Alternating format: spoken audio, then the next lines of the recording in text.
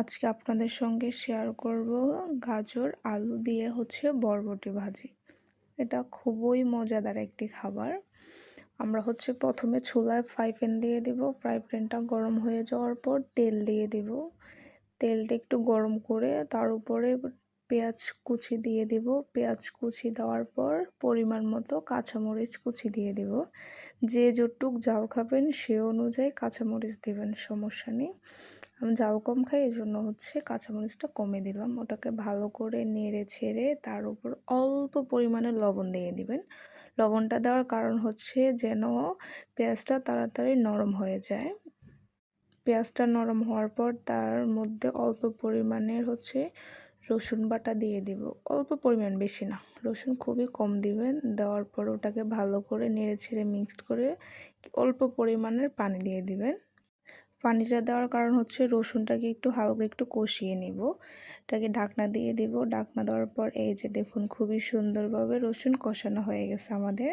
দেখুন, রসুনটা কষানো হয়ে গেলে তার মধ্যে অল্প পরিমাণের হলুদ গুঁড়া, তারপর কিছু পরিমাণের মরিচ গুঁড়া, জিরা গুঁড়া, এগুলো দিবেন। দিয়ে ভালো করে নেড়ে ছেড়ে খুবই সুন্দর করে মিক্স করে নেবেন। একদম নেড়ে ছেড়ে নিয়ে ওটার মধ্যে ঢাকনা দিয়ে রাখবেন। ঢাকনা দেওয়ার পর এই যে দেখুন, আমাদের মশলাটা কষানো ডান। খুবই সুন্দর আসছে, কালারটা অনেক সুন্দর, দেখতে খুবই আমি। তারপর মশলাটা কষানো হয়ে গেলে কেটে রাখা গাজর আর আলু ওটার মধ্যে দিয়ে দিব। দিয়ে ভালো করে নেড়ে ছেড়ে মিক্স করে নেব। মিক্স করে নিয়ে তার উপরে বরবটিটা দিয়ে দিব।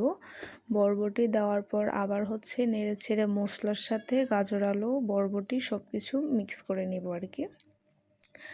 যে মিক্স করা আমাদের ডান। এখন ঢাকনা দিয়ে রাখবো হালকা একটু সিদ্ধ করার জন্য।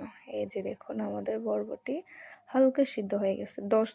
5 থেকে 10 মিনিটের জন্য ঢাকনা দিয়ে রাখবেন, তাহলে দেখবেন বরবটিটা আর গাজর আলুটা একটু সিদ্ধ হয়ে আসবে। বরবটি আর গাজর আলু সিদ্ধ হয়ে আসার পর আমরা অল্প পরিমাণের পানি দিয়ে দিব। যেহেতু আমরা ওইটা রান্না করছি না, ভাজি করছি, এজন্য পানি খুবই কম দিব, পরিমাণ মতো দিব, যাতে গাজর আলু বরবটি সিদ্ধ হয়ে যায়।